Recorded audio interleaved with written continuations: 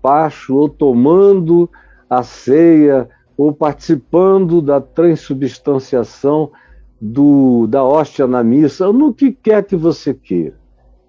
No fim, a pessoa diz: eu cumpri o rito, Deus está comigo, Ele está no meio de nós porque a gente cumpriu o rito. E pensa que adorou. Por outro lado, fica aquela pergunta: por que será que o Pai procura adoradores? O que é isso, meu Deus? O Pai procurando adoradores. O que é que Ele precisa? O que é que os adoradores trazem a Ele? Parece que há uma enorme carência em Deus e Ele precisa ser lembrado adequada e apropriadamente por pessoas especiais que venham a Ele e todos os dias, e se possível o dia inteiro, falem com Ele: olha, Tu és o meu Deus, o Deus da minha vida, eu estou aqui, não esqueças que mesmo que ninguém te queira, eu te quero. Aí, aparentemente, Deus fica se sentindo menos abandonado, ou mais reconhecido, ou quem sabe um tanto validado, porque tem pessoas fazendo essa vindicação de divindade em favor dele. E, na realidade, a maioria das pessoas pensa em se aproximar de Deus, em adorar a Deus, querendo fazer uma troca. Eu estou necessitado de muitas coisas e tu necessitas adoração, reconhecimento, necessitas agrado, necessitas de aplauso, necessitas de reconhecimento. Então eu quero te reconhecer como Deus absoluto. Em contrapartida, tu botas a tua mão na minha carência e necessidade, dás um empurrão e me ajudas. É sempre uma barganha. E o interessante é isso, é como as pessoas interpretaram, por exemplo, esse texto de Jesus, esses são os que o Pai procura para seus adoradores, como algo que tem a ver com o que se faz para agradar a Deus. E esse Deus agradado, porque a casa estava cheia, porque os cânticos foram bonitos, ou porque o pregador falou coisas elogiosas, supremamente exaltadas em favor da causa de Deus, então Deus fica irresistivelmente seduzido e faz o que a gente está pedindo, e se alegra. Deus aplaude de volta: ah, que lindo, meu filho, minha filha, que gracinha. Como a gente, como pais, quando nós vamos para uma festa na escola dos filhos ou dos netos, como é o meu caso hoje em dia com a minha mulher, a gente vai para as festas dos netos, desde os dias da Helena, que já está aí entrando nos 23. Agora é o Mateus, que já está ficando um homem, mas desde pequenininho. E ele, Larinha, Heitor, Helena, a Gigi nem tanto, porque mora no Rio, e o Theo ainda só chegou. Mas a gente vai e acompanhamos o Mateus, que mora aqui com a gente. Desde criança nós vimos todas as festas. Aí a gente aplaudia, a Adriana grita alto no meio de todos os pais: Mateus! Faz aquele escândalo de vovó carioca de Copacabana, que é muito mais intenso. E eu sou um amazonense mais recatado, aplaudo, dou minha força, mas não grito tanto. A Juliana não, é uma mamãe carioquinha que vai para cima nas cabeças. E quando os outros vão, Bruna, por exemplo, é uma torcedora dessas veementes, boa de ter na plateia quando você está apresentando alguma coisa. Aí ele olhava para nós, até hoje eles olham, ele, a Lara, quando estão se apresentando, felizes, e também felizes de verem que nós estamos agradados. Tem muita gente para quem a experiência de um culto na presença de Deus, num chamado lugar de culto, que é o que Jesus disse que não tem isso, é no coração, mas nos lugares de culto as pessoas ficam pensando que é disso aí que Deus se alimenta, que Deus come elogios, come exaltação do nome dele. Quanto mais a gente conseguir exaltá-lo, como orações que eu ouvia quando era garoto, criança, de gente que começava a falar com Deus, e a introdução era de exaltação. Deus eterno, Deus bom, Deus misericordioso, Deus sempiterno, Deus eterno, Deus amoroso, Deus justo, Deus vingador, Deus isso, Deus aquilo e aquilo outro. Era uma introdução, uma lista, um currículo vitae de Deus que tinha que ser lido antes de se pedir alguma coisa. E eu, como garoto, ficava ouvindo aquilo e dizia, mas por que esse pessoal não consegue só falar com Deus? Tem que ter toda essa introdução, esses elogios. Foi depois, devagar, que eu fui vendo que a cabeça das pessoas é assim mesmo. E elas pensam que Deus é assim. E quando leem, por exemplo, Jesus dizendo que Deus é espírito, e importa que os seus adoradores o adorem em espírito e em verdade, que são esses os que o Pai procura para seus adoradores, parece confirmar essa tese do Deus que está dizendo onde é que tem mais gente para vir me adorar. Vamos fazer aqui, encher a minha casa para eu não ficar sozinho. Eu moro só, é uma solidão nesse lugar. Vocês só vêm no domingo ou na quarta. Eu fico tão feliz nas horas em que a porta do templo abre. E não me deixem só. É uma coisa estranha, mas é desse modo que, infelizmente, a grande maioria das pessoas introjeta as suas relações com Deus, ou as suas impressões de Deus, por causa da expressão procura para. Então Deus está procurando gente para agir desse modo. E aí isso também define o que significa adorar. Para essas pessoas, adorar, como eu disse ontem, é ir ao lugar sagrado, ao CEP divino, à residência oficial, e chegar nas horas certas, e não falhar, e levar presentes toda vez que vai, para não chegar de mãos vazias diante de Deus. Tem que fazer isso. Do contrário, ele não dá muita bola, ele não se interessa por você. E, infelizmente, é nesse nível de basicalidade que a maioria de nós vive. E tenta agradar a esse tipo de relacionamento com um Deus carente. Esquecidos, por exemplo, que Deus não quis nada disso. Quando se falou, em primeiro lugar, em fazer um templo para ele, ele falou, não, eu não preciso.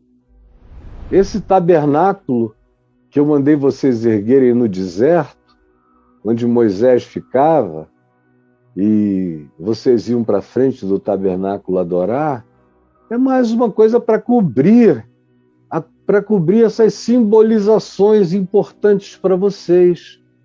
A Arca da Aliança, todas essas coisas, e a residência de adoração, de vida de Moisés. Mas não sou eu que estou morando aí.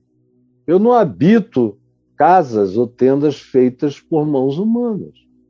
Aí quando eles entraram em Canaã, depois de algum tempo, já nos dias de Samuel, se falou em construir um templo para Deus.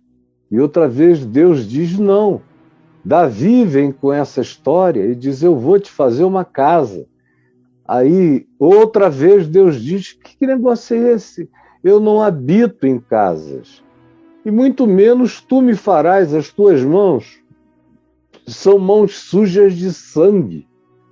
Tu mataste muita gente e tu vais me construir uma casa, além de que eu não quero casa nenhuma. O pedreiro sujou muito as mãos com sangue. Aí quando veio Salomão com o projeto de fazer uma casa, há uma concessão, mas não há vontade de Deus em ter um templo. Quando o templo é erigido, ele abençoa aquele lugar e tem todas aquelas promessas que Salomão lê, dizendo sobre a importância, sobre a Meca, que aquele lugar seria para os judeus, tem que orar voltado para lá, como o muçulmano faz voltado para Meca. É a repetição da mesma coisa. Os muçulmanos repetiram depois, as mesmas liturgias para quem estava próximo e para quem estava longe. E foi assim o tempo todo. No segundo templo, depois da destruição desse por Nabucodonosor, do primeiro, feito por Salomão, o erigido por Herodes o Grande, que veio a ser destruído no ano 70 por Tito, era a mesma coisa, porque Herodes era um cara misto, não era plenamente judeu, ele tinha mistura com sangue idumeu, e os sacerdotes não queriam que ele fizesse o templo. Ele mandou e enviou sacerdotes para Tiro, para Sidom, para outras regiões onde havia carpinteiros habilidosos, escultores, e com todas as habilidades possíveis, que foram os professores dos sacerdotes e os capacitaram a voltar aprendendo a fazer entalhes de pedras, de madeira, para que fossem mãos santas que construíssem o templo. Você tem assim uma ideia do significado idolátrico e da projeção idolátrica feita para o prédio. E mesmo no tempo da construção de qualquer desses templos, foi sempre uma concessão. Jesus nunca deu a menor bola para essa história. Quando ele diz, me cumprir estar na casa de meu pai, ele está falando com as pessoas, está deixando os rabinos que estavam conversando com ele, os sacerdotes, intrigados, muito mais do que qualquer coisa, porque ele fica adulto e vai ao templo, não tão frequentemente, nem escolhe o templo para ser o lugar das suas realizações, ele vai para longe, para o lugar mais pagão de Israel, que era Galiléia, e lá bota a sua casa, e vive lá, e cura lá, e prega lá. E como quando perguntado sobre o templo, quando o templo recebe elogios dos discípulos, dos apóstolos, olha que pedras, que construções, que coisa linda, magnífica, ele olha e diz, vocês estão vendo essas pedras? Em verdade eu vos digo que não ficará aqui, e era uma das maiores obras de arquitetura e engenharia da antiguidade contemporânea de Jesus. Não ficará aqui pedra sobre pedra que não seja derrubada. E não ficou nenhuma pedra daquele templo, veio tudo abaixo. Hoje você tem no Muro das Lamentações o muro de arrimo de uma das extremidades daquela esplanada mais alta, mas não tem nada a ver com as pedras do templo. Não ficará, ele não deu essa importância. Agora, ele ensinava as pessoas a orarem em qualquer lugar, no campo, na relva, na montanha, nas grutas, à beira-mar, à beira dos rios, enquanto andavam, enquanto dormiam. Eram lugares de adoração, porque a adoração para ele era consciência, a adoração era fé grata, a adoração era fé confiante, a adoração era a prática do amor pelo próximo, a adoração era a separação da vida para uma existência que demonstrasse verdade, justiça e misericórdia em todos os atos humanos, na relação do próximo. Isso era culto. Foi isso que ele ensinou como sendo o supremo culto humano. Quando em Lucas 10, ele conta a história chamada por nós de a história do bom samaritano, que é aquele momento no qual um sacerdote desce de Jerusalém a Jericó, vê no meio daquela estrada sinuosa, no deserto, que cai bastante dos 800 metros de Jerusalém até os 400 metros abaixo do nível do mar, no Mar Morto. Vocês vejam como é acentuada a descida, e era ali naquele caminho que um sacerdote de Jerusalém do templo passou e viu um homem caído, assaltado, todo ferido, e desviou o seu caminho pela beirada da estrada para fingir que nem tinha visto. Atrás vinha um levita, que era uma espécie de sacristão do sacerdote, e que olhou, viu, disse, bom, meu chefe se desviou, eu também vou andar no caminho do desvio, não vi nada, não tenho nada a ver com isso. Aí veio um samaritano, que era um ser desprezado pelos judeus. Ontem eu falei rapidamente sobre isso, sobre a intensidade daquele desprezo que já durava muitos anos e que tinha se agravado intensamente nos últimos 19 anos, com um ódio imenso no coração dos judeus contra os samaritanos, a ponto de eles amaldiçoarem, os mais piedosos amaldiçoarem os samaritanos todo fim de dia. Então, quando vem o samaritano ver o homem caído, ferido, roubado, machucado, se condói dele, anda na direção dele e tira todos os recursos que ele tem, limpa, lava, passa primeiro azeite, depois limpa com vinagre naquela asepsia invertida, porque em geral é primeiro o vinagre para fazer a asepsia, depois o azeite para amainar, para amolecer a dor. Ele começa com azeite, ele começa com a graça, ele começa com o conforto, depois ele passa o vinagre, faz a limpeza, a asepsia, depois ele ata, e aí depois ele bota o homem no seu jumento e o leva para uma hospedaria, cuida dele lá, mas ele tem que prosseguir na sua viagem e deixa dinheiro para trás, dizendo, olha, está aqui, eu vou demorar um tal tempo. E se quando eu voltar tiver custado mais do que esse dinheiro que eu estou deixando de calção, você me fala que eu completo tudo, mas que ele seja cuidado por você com o que de melhor você possa dar a ele. E foi embora no seu caminho. E Jesus perguntou, qual desses três homens, o sacerdote, o levita e o samaritano herege, foi de fato o próximo daquele homem caído?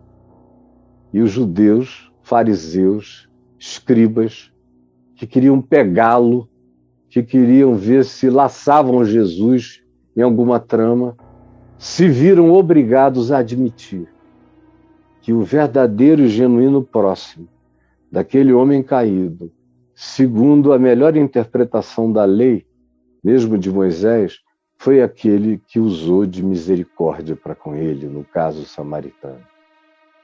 Mesmo Jesus dizendo isso, ensinando isso, as pessoas não entendem o que é culto, nem a adoração. Porque o que Jesus estava dizendo é, olha, o líder do culto no templo passa distante da vida, seu auxiliar também. Agora, esses que vocês chamam de hereges se ajoelham diante do altar na estrada, sem precisar de lugar santo, sagrado, porque ele já entendeu que Deus se agrada de atos de amor, misericórdia, justiça e verdade. São esses os que o Pai procura. Esses são aqueles aos que o Pai quer se revelar. Quer que esses que já são assim, descubram por que são assim. Porque eles já são filhos do Pai, sem nem terem tido ainda toda a consciência do Pai, mas o DNA do Pai, o gene do Pai, o sêmen do Pai, a semente do Pai está neles, tal Pai, tal Filho. Eles carregam as mesmas inclinações divinas. E o Pai procura esses filhos para reunir essas consciências. Por quê? Porque Deus precisa de adulação lúcida? Não, é para que os lúcidos que vivem com essa lucidez pratiquem essa lucidez com aquela alegria grata de saberem de onde veio essa luz que os iluminou, para a prática desse amor que eles não conseguem nem nomear, nem entender. Nele se tornou alguma coisa completamente natural e espontânea. Esses são os que o Pai procura. É como o profeta Isaías diz, e Paulo repete aos Romanos, a mesma coisa, citando Isaías, dizendo, o Senhor falando, eu fui achado por aqueles que não procuravam por mim.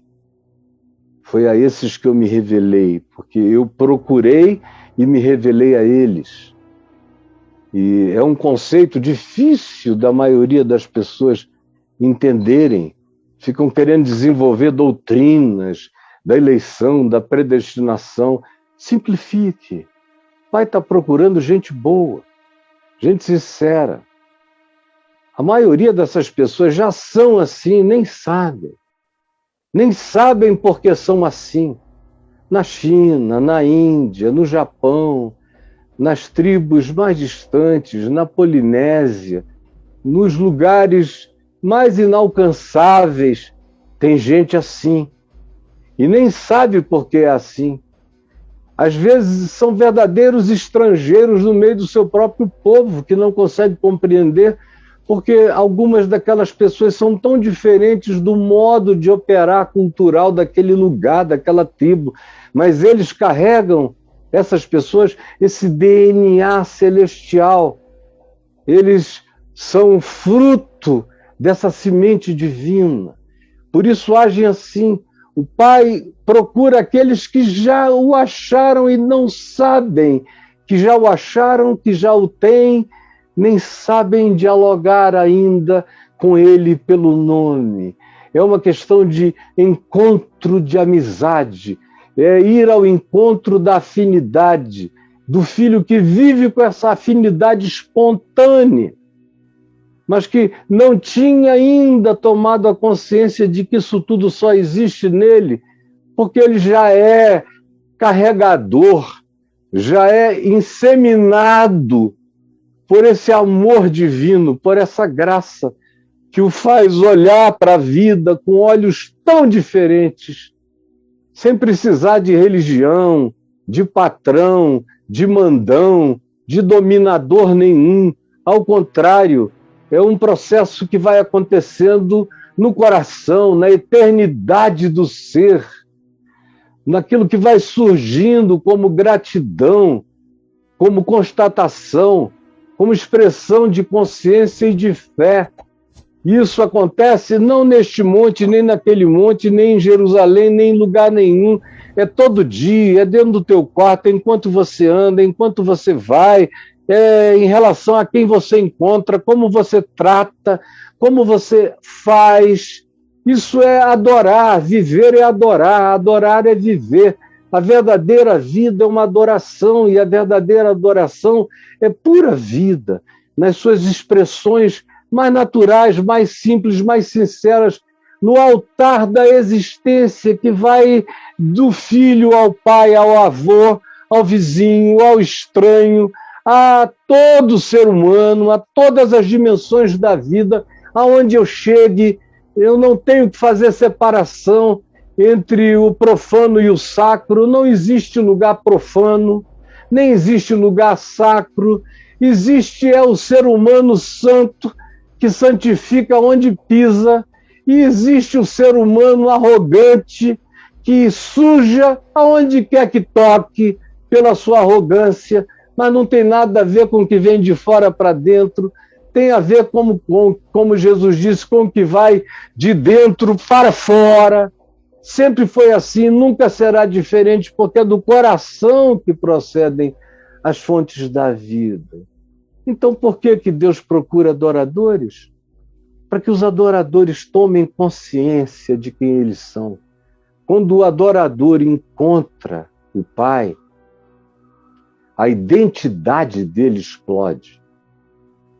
Antes, é como um filho que vive o fenômeno dos gêmeos, chifópagos e gêmeos idênticos, que às vezes são criados em lugares distantes um do outro, que nem sabem da existência um do outro, nem sabem.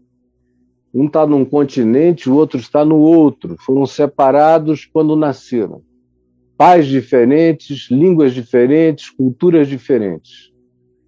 Mas como são gêmeos que vieram do mesmo ovo e carregam características idênticas, o que os observadores, pais, médicos, cientistas, pedagogos, psicólogos observam há anos e anos, são as similitudes, não só físicas, mas sobretudo psicológicas e sensoriais e extrasensoriais, de como às vezes do outro lado do Pacífico o irmão gêmeo está vivendo um tipo de angústia e o outro, do outro lado, que nem sabe da existência dele, está experimentando coisas semelhantes, como eles reproduzem sentimentos, impressões um do outro sem se conhecerem. É assim com gêmeos. Imagina com os filhos do pai, que nasceram da mesma semente, que foram inseminados pela mesma boa dádiva, pelo mesmo dom perfeito, que vem do alto, descendo do Pai das luzes, que foi semeado no coração de gente que nem procurava por ele, mas que começou a viver aquilo, a manifestar aquilo sem saber, sem ter consciência, como um gêmeo que não sabe da existência do seu irmão. Assim é um filho que carrega o DNA do pai, repete os atos do pai, as inclinações do pai, tudo que ele puxou do pai sem saber. E o pai procura esse filho para dizer: vem cá, meu filho, você é assim porque eu sou assim. E aí a pessoa enche-se de alegria, dizendo: agora eu sei, porque eu sou como eu sou. Eu sou como eu sou porque eu sou filho de quem eu sou filho. Isso traz uma gratidão, produz uma individuação, fortalece todos os poderes identitários do indivíduo, afirma o seu significado pessoal, dá a ele uma imensa alegria de viver, a ele, a ela, qualquer um que seja esse filho, essa filha, que encontra o pai, porque o pai foi na direção dele, dela, e disse: você quer saber por que você é assim? Você é assim porque eu sou assim, porque você nasceu de mim, como diz o apóstolo João na primeira epístola dele, que aquele que nasceu de Deus é como Deus, ele ama, ele pratica justiça, ele tem prazer na luz, na verdade, porque aquele que nasceu de Deus carrega o DNA de Deus, porque o que nele está plantado é a divina semente, de modo que ele é fruto desse sêmen, que dá a ele essas características divinas. E a principal delas é que ele ama, e ele é misericordioso, e tem prazer na verdade e na justiça. São esses os que o Pai procura, porque já carregam o DNA da bondade divina, só não sabem que essa realidade os habita por causa da manifestação, da intrincidade do Pai na existência deles. São esses os que o Pai procura. Não é para cobrir a carência dele, nem porque ele está sozinho, não é nada disso. Deus não precisa de nada nem de ninguém. São as criaturas que ele criou que precisam dele, que se completam nele, que aumentam nele, que evoluem nele, que crescem nele, que melhoram nele, que se tornam mais elas próprias à medida em que tomam mais consciência dele nas suas vidas. De modo que o Pai procura não para encher um vazio dele, mas para aumentar e dar significado a nós, que já andamos nesse chão sem sabermos nem porquê. E que quando recebemos essa revelação de que não éramos órfãos caminhando pela existência, mas era o DNA do Pai que nunca deixou de operar em nós no curso de toda essa viagem, no meio de todas as nossas ações e perguntas e buscas e atos e intenções. Era ele ali, era a marca dele, era o pendor dele, era a ação dele, era o espírito dele, era o DNA dele, era o gene divino se manifestando em nós, até o dia em que a gente tem o prazer de ouvir a sua voz dizendo: você é meu filho amado, em quem eu tenho todo o meu prazer. Você é minha filhinha amada, em quem eu tenho prazer. Você tem toda essa necessidade de ser como você é, de buscar o que você busca, de desejar o que você deseja, porque essa vontade eu botei no teu coração, você nasceu com ela, isso vem de mim, você só se completa na minha continuidade.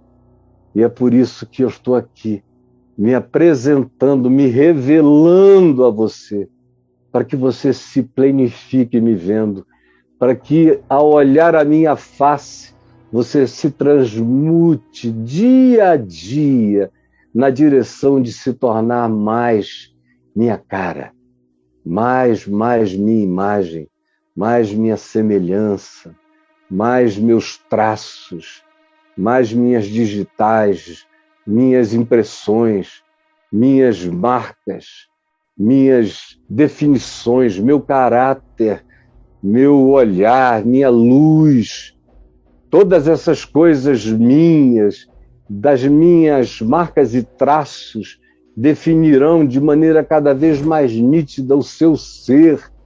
Você vai se encontrar dia a dia mais, à medida em que você souber quem você é, por que você está aqui, qual o significado da sua existência, por que você tem vontade de ser melhor todo dia, e o que pode acontecer para catapultar você na direção dessa vontade de saltar para a eternidade que você não consegue nem explicar.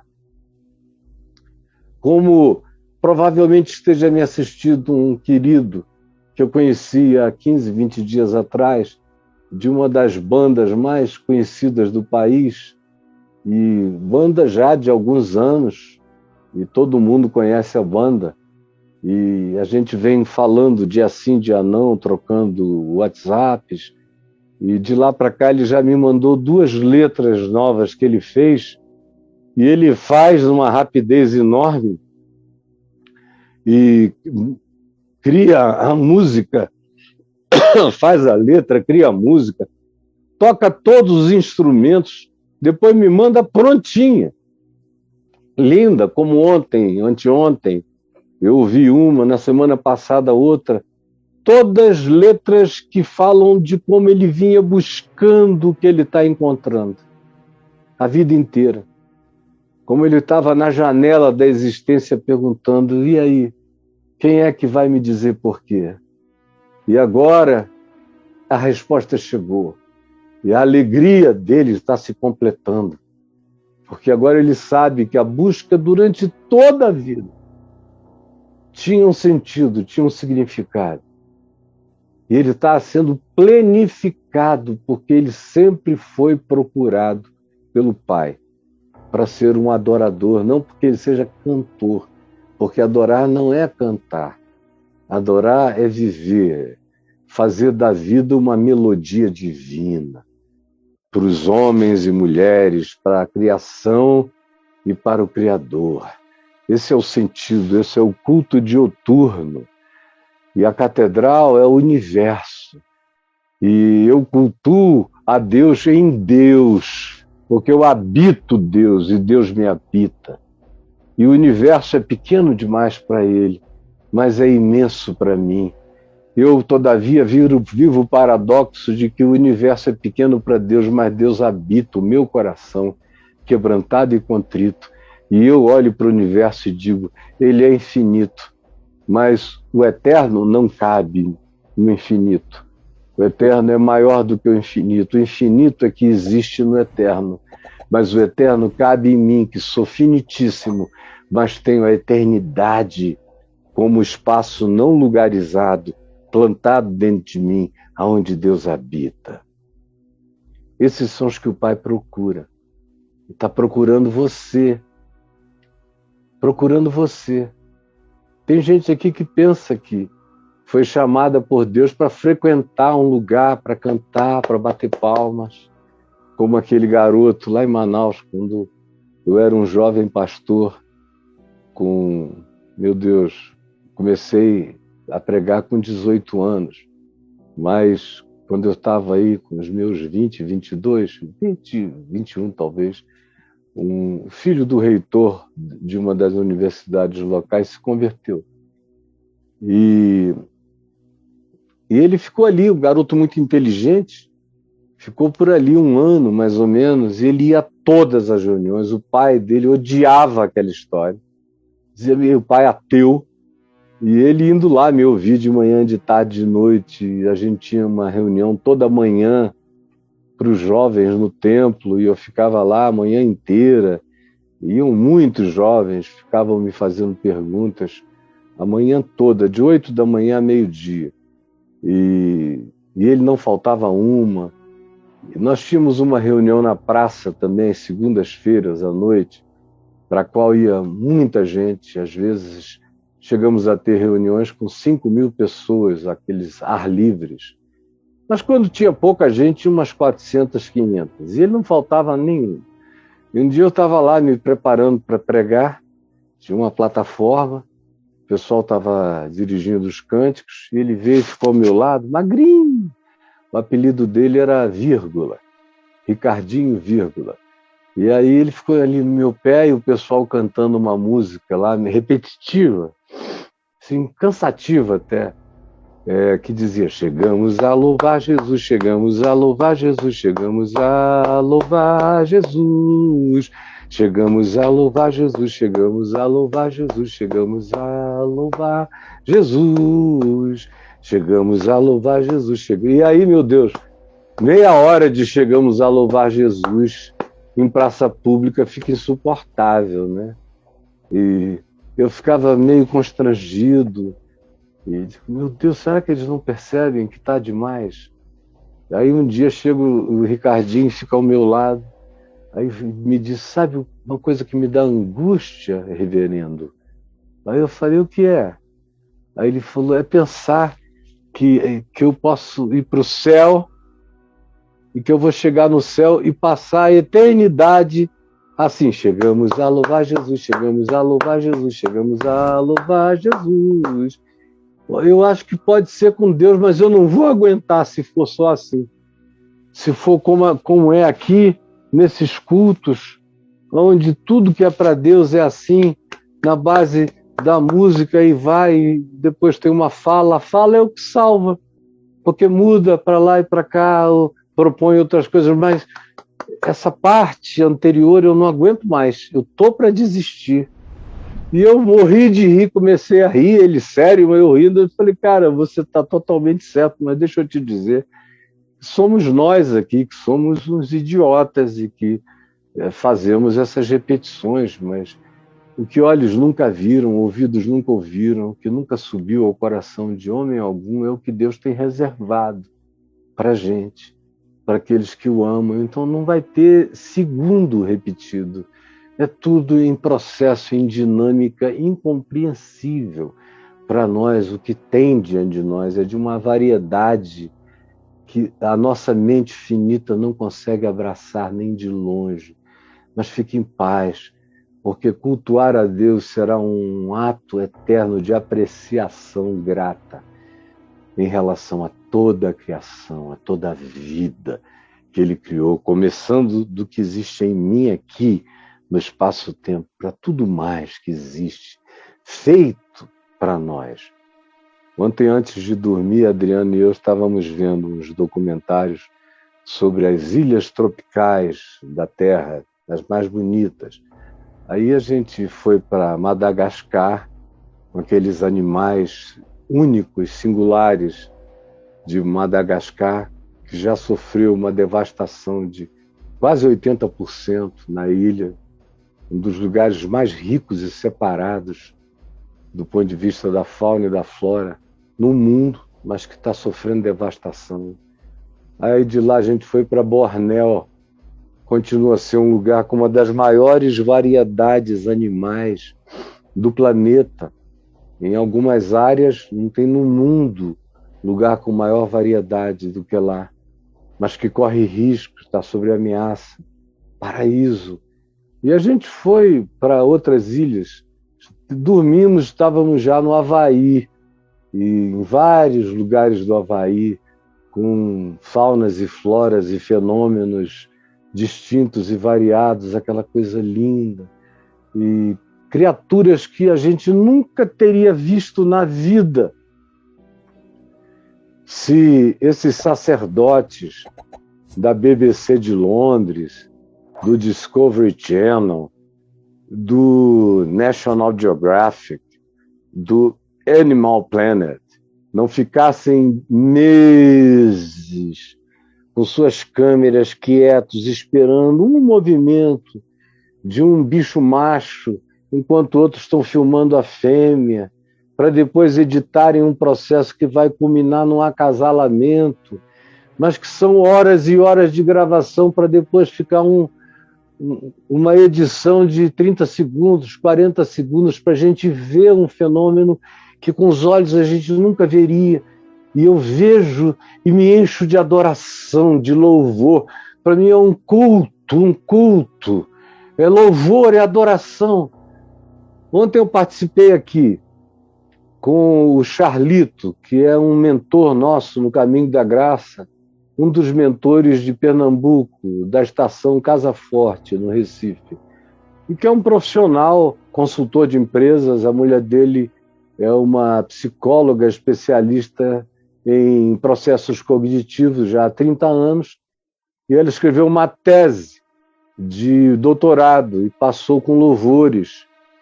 Mas ele não se deu muito conta do conteúdo da tese da esposa até a pandemia, quando lá, sem ter o que fazer na pandemia, preso em casa, ele passou pela biblioteca e viu aquele calhamaço, uma tese da esposa, falou: fulana, Fabiana é o nome da mulher dele, Fabiana, escuta, é sobre o que isso aqui? Fala para mim de novo. Aí ela rememorou. Aí ele falou: interessante, vou ler. Pegou, começou a ler. Quando ele leu, ele viu que estava com um tesouro na mão. Um tesouro. Aí ele patenteou o método que está exposto no trabalho, maravilhoso, detalhado, patenteou e chamou os maiores especialistas da área em Pernambuco, das universidades, apresentou a ideia. Quando todo mundo viu, entrou em choque. Ser revolucionário não só para o país, mas para o mundo inteiro, não tem nada igual. E eles já desenvolveram uma plataforma, e é uma plataforma para tratar de todas as deficiências cognitivas, do autismo, passando por todas as outras formas, chegando ao síndrome de Down, em todas as variações, cobrindo todos os espectros de deficiência cognitiva. Nas escolas, sobretudo, onde as pessoas sofrem tanto, e eu ouço os pais me falarem do sofrimento dos seus filhos especiais nas escolas, onde os professores não sabem lidar com isso.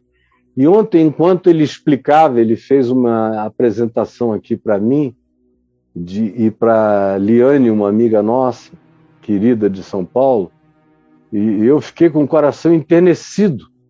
Quando ele terminou e a Fabiana veio e falou também um pouco a respeito, eu reagi dizendo: olha, para mim esse foi um dos melhores cultos dos quais eu participei nos últimos tempos. Porque foi um culto para mim, ver como a mente deles, dedicada à produção daquilo, conseguiu realizar um produto transformado numa plataforma tão prática, tão universal, que pode cobrir o mundo inteiro, porque há milhões de criaturas na face da Terra que podem ser atingidos por aquele mesmo trabalho, que vai ajudá-los a evoluir. Eles já fizeram alguns casos, eles estão na fase dos modais, dos experimentos, e os sustos que eles estão levando para a evolução rápida dessas pessoas é uma coisa linda. É culto, é adoração. O Pai procura adoradores que estejam criando essas liturgias da vida, esses cultos na vida, essas facilitações na vida. E desse modo, tantos outros fazendo tudo que fazem com amor e buscando ajudar pessoas a saírem dos seus claustros. Eu falei a eles ontem isso aqui, nós vamos apresentar em vários lugares, mas vamos começar lá pela Fraternidade do Evangelho, porque isso aqui faz parte da pauta de Jesus. Abrir olhos a cegos, desimpedir ouvidos, abrir as dimensões cognitivas para que as pessoas entendam e compreendam. É pauta de Jesus e eu quero que vocês apresentem lá, porque pode ser uma coisa revolucionária. Eu fiquei impressionado, alegre e feliz. E um culto. Aí você fica pensando, você tem tanta chance de ser um adorador o dia inteiro e não adora. Tanta chance, tanto desperdício, tanta perda de tempo, tanta questão tola. Meu Deus, por que eu estou sem ir a um lugar de culto há não sei quanto tempo? Será que Deus esqueceu de mim? Eu acho que Deus está com raiva de mim. Aí tem gente que fazendo coisas lindas na sua própria vida ainda se sente culpada porque não foi dar dinheiro em algum gasofilácio, não foi bater continência para algum coronel da religião em algum lugar. Esquecem de que Deus não é lugarizável, não é nem neste monte, nem em Jerusalém, em espírito e em verdade, e ele procura os que têm essa consciência. E os que o vivem com amor, aonde quer que vivam, onde quer que existam, onde quer que estejam. Eu só repeti aqui de novo, dando ênfase no que é adorar e no significado desse culto. A minha ênfase ontem foi outra, porque eu senti, quando eu terminei ontem, que faltava essa complementariedade simples, porém essencial, para abrir a consciência dos tamanhos e dos espaços do nosso culto. Como disse Paulo, escrevendo aos Efésios, para que conheçais qual seja a altura e a profundidade, a largura e o comprimento. Conheçais a extensão, experimenteis e proveis o amor de Cristo, que excede a todo entendimento. Esses são os que o Pai procura. Um grupo de pessoas assim tem significado no universo extremamente maior do que multidões e multidões que continuam a viver na ignorância absoluta, pensando que Deus quer ser tratado com dinheiro e com bajulação. Senhor Jesus, que a Tua palavra entre em nós e a Tua consciência nos visite com força e que o constrangimento do Espírito Santo nos quebrante. É o que eu te peço em Teu nome, Jesus. Amém e amém.